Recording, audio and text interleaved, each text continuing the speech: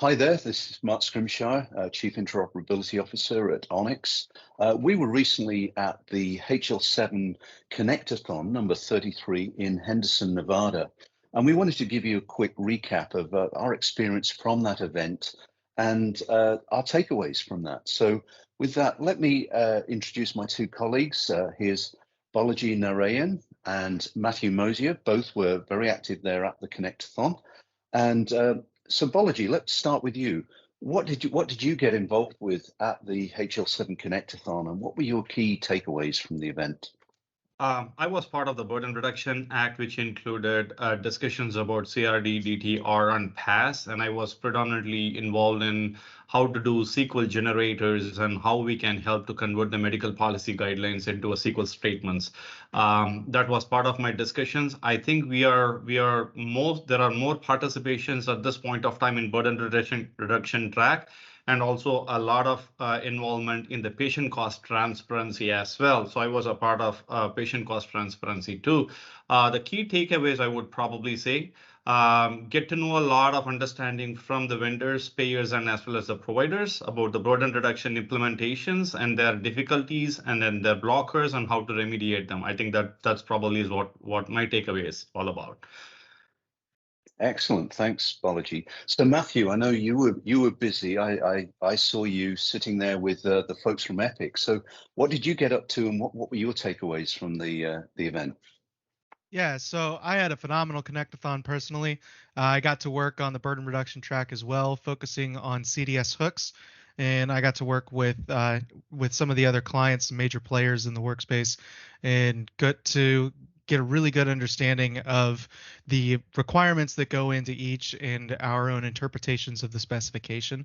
It was awesome to see that despite relatively new specification coming online, everyone had the same understandings of what was expected of a server and a client, and we were able to connect relatively easily. So really proud that we were able to meet in person and get these connections established. Matthew, I think we at Onyx with our platform, we've actually got the full CDS services stack in our platform ready for payers. Was that really helpful in how you were able to interact with Epic in the CRD track? Yes, absolutely. And it was really phenomenal to see an end-to-end implementation of this, not just from our perspective as a server, but seeing how it's being used in a client-side application as well. And that really helped us to kind of fine-tune the way our server interacts so that it's a better resource for clients that are trying to connect. And Mark, what was your experience overall? I know that you are leading the track for the PDex, and I would like to know what your takeaway and how was your interaction with other peers and vendors? There was a lot going on in Payer Data Exchange. We were actually doing some work alongside the Karen Alliance, and they wanted to test member-mediated payer-to-payer exchange. So basically with the consumer in the middle.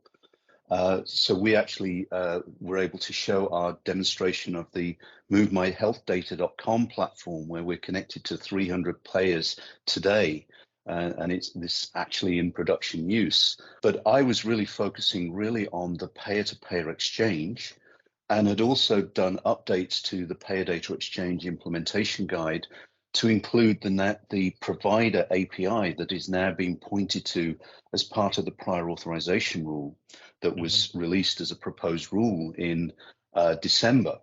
So we have the provider API with some of the basic connectivity there that's working with the member attribution IG. And we spent a fair bit of time in documenting the MTLS connection that's going to be used for payer-to-payer exchange that gives the entry for a payer to get to a member match process.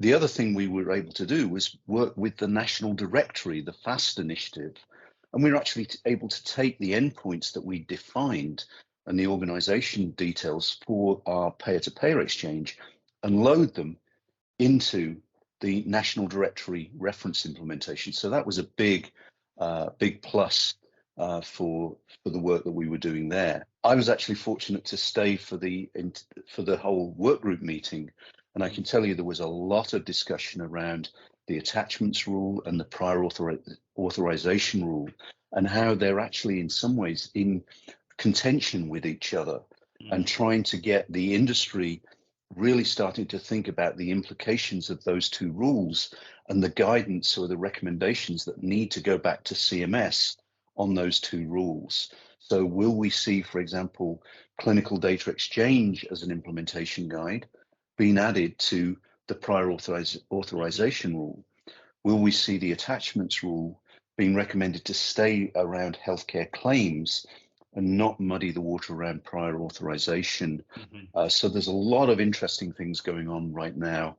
But the whole thrust of those two rules is really towards reaffirming that CMS is very, very intent on driving interoperability, and FHIR is the standard going forward. So it'll be really interesting to see that, how that evolves, and we're all looking to see that feedback from going back into the proposed rulemaking and what the ultimate rules will be. Plans need to be thinking about prior authorization now, because CMS is expecting them to take something like about 30 months to get systems implemented.